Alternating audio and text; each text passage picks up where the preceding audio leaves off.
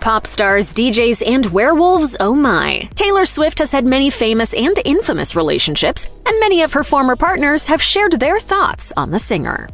Remember Lucas Till? He was the country heartthrob of 2009, best known for his role in the Hannah Montana movie and Taylor Swift's award-winning You Belong With Me music video. In the iconic video, Till and Swift star as best friends who are secretly in love. But as is the case for any good romance story, a central conflict is keeping them from being together. That conflict being that Till is already in a relationship with someone else. In real life, however, Till and Swift's lack of conflict with one another seems to be what drew them apart. From Till's perspective, their relationship was simply too friendly. And as many teenagers can attest, that Romeo and Juliet style of passion is more valuable than a stable, healthy dynamic. Speaking to MTV News, he explained his reasoning for cutting ties with the pop star in 2009, saying, "Most relationships work out because you get along and then you don't, and then you make up and it's passionate, and with us, I really just liked her as a friend. That's the only reason that it didn't work out."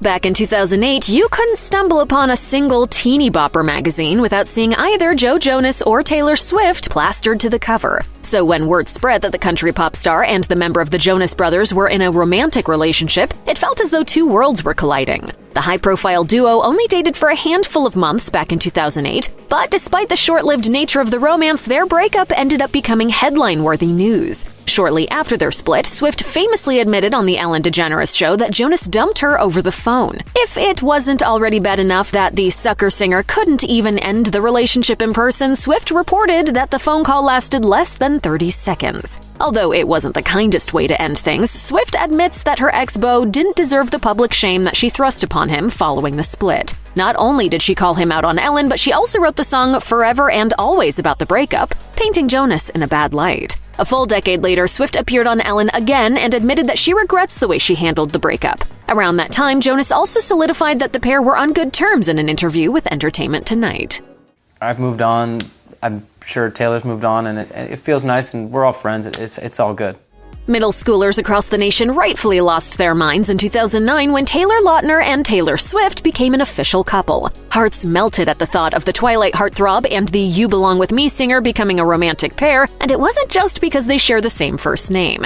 And if you're wondering if I might be dating the werewolf from Twilight...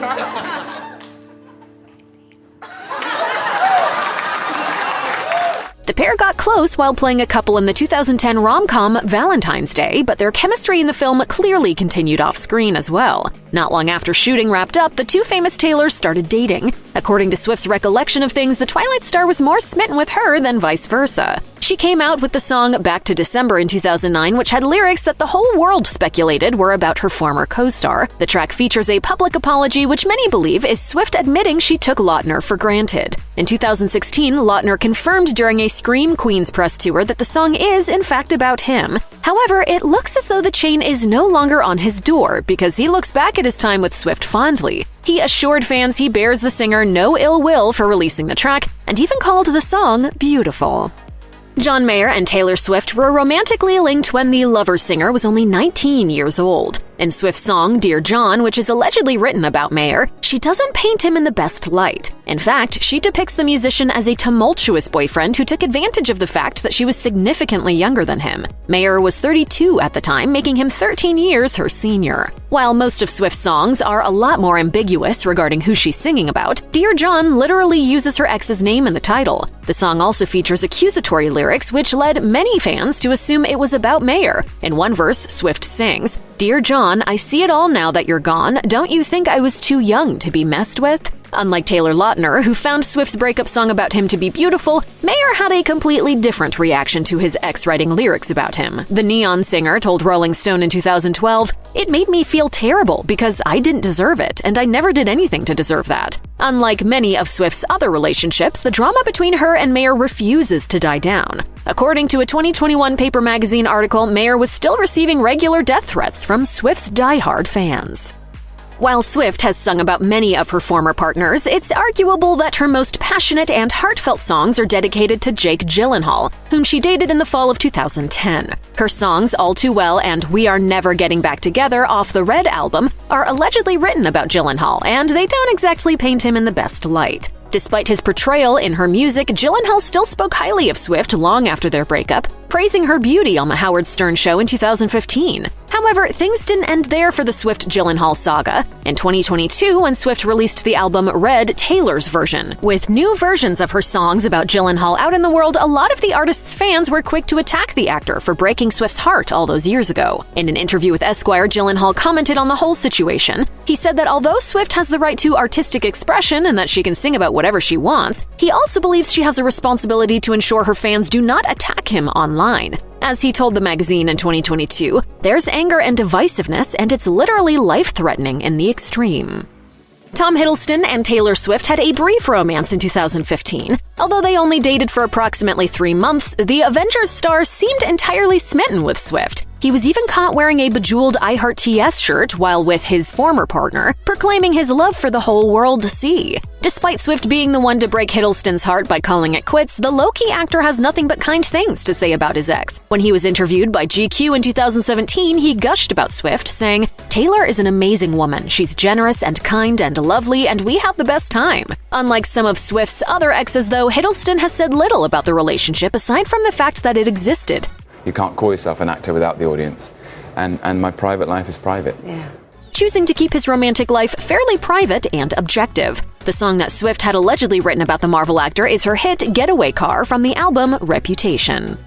Fans seemed a bit shocked when Taylor Swift and Calvin Harris began dating, as their respective music genres are so different. However, in the case of this pop star and EDM DJ, opposites attract, with Harris and Swift making it work for over a year together. It was around the 15-month mark that Harris ended his relationship with Swift, and the reason is shocking. As a source close to the couple told People, Harris said on multiple occasions that he was intimidated by Taylor. Despite the length of their relationship, the breakup between the musicians wound up making more headlines than any of the time they spent together. At first, the ex-partners seemed supportive of each other following their split. But when Swift got credit for Harris's song, This Is What You Came For, things began to get ugly.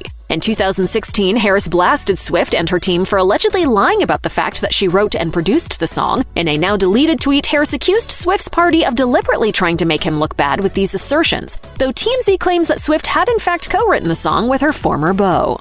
Although Taylor Swift and Harry Styles only dated for roughly 3 months, many Swifties are quick to regard the watermelon sugar singer as the one that got away. They may not have dated for very long, but their romance clearly had a big impact on Swift, who allegedly ended up dedicating several songs to Styles. Most of the songs off of her 2014 album, 1989, were said to have been written about the former One Direction frontman, including Out of the Woods, This Love, and unsurprisingly, Style. Meanwhile, Styles is rumored to have written the One Direction song Perfect about Swift. So how does Styles feel about Swift writing several songs about him? According to the As It Was hitmaker, he is honored. I think about what it means to me to write a song about somebody else, and for someone else to do that, I think it's like it's like flattering.